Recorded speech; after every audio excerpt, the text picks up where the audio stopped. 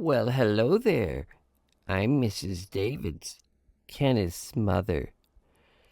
Today, my Kenneth and his sweet little friend Kevin are comparing 3 price levels of 100% Colombian coffee from cost-conscious coffees for responsible fixed-income coffee lovers like me to fancy pants coffees for people like my son and his enabling bud, I think he calls him.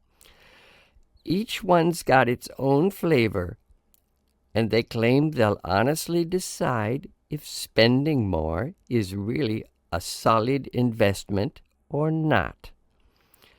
And if you stay till the end, Kenneth shares the dearest little story about his father and me. Just warms my heart. Now go on and enjoy the boys.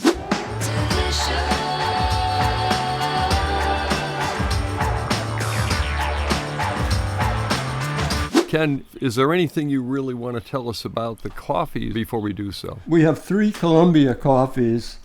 One is what you might call a supermarket or grocery store canned Colombia, and another one is a sort of standard specialty Colombia, whole bean in a bag from a respected national specialty roaster. And then the last one is a whole bean in a bag from a very, what I would consider top-end specialty roaster. The high-end coffee comes from a specific farm.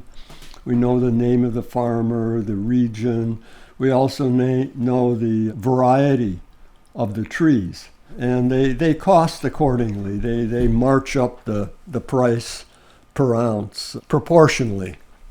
So we see the full range. So the question is, can we taste that range? And how do we value that range? At the end, of course, we'll find out which coffee is which. I should say that neither of us, at least I don't, know what the order is. I don't either. The suspense is, will we get the order right? Or will one of the cheap ones soar up above the expensive one?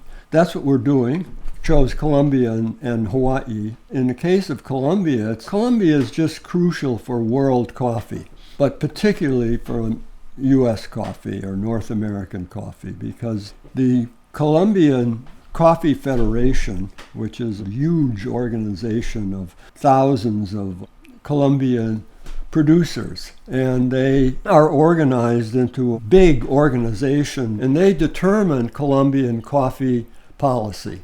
And they've been very good. The Colombia Federation came up with the 100% Colombia campaign featuring Juan Valdez in the 1950s. And that has been a tremendous success for them. We don't see that anymore. You have to remember that really represented these tens of thousands of small producers. Colombia often gets overlooked when we give these idealistic stories about coffee and the good it does. In fact, it's an exemplary example of using coffee to help individual farmers. And of course, the Federation does all kinds of work to support the farmers. They also set prices, of course. They controlled all of the production of Colombia, the second largest volume of coffee produced in the world. Maybe it's third now. Yes, it's third after Vietnam now. But certainly the biggest producer of high-end Arabica coffee. The Federation exerted tremendous discipline on the farmers because they were selling any coffee from Colombia as a 100% Colombian coffee. So they managed the grading, the quality controls. They defined how the coffee would be processed, how the fruit would be removed from the beans. All of that was set by the Federation using roughly the same machinery. So they tried to maintain this consistent product over a huge coffee growing country. And they succeeded amazingly, but with the growth of specialty, of course, a lot of the farmers, they wanted to do something different, like all these other countries were doing. They wanted to do a natural process. They wanted to plant different varieties. The Federation also controlled the varieties. They were all Caturra, which is a traditional variety, and Castillo, which is a variety the Federation came up with. It's more productive and climate resilient.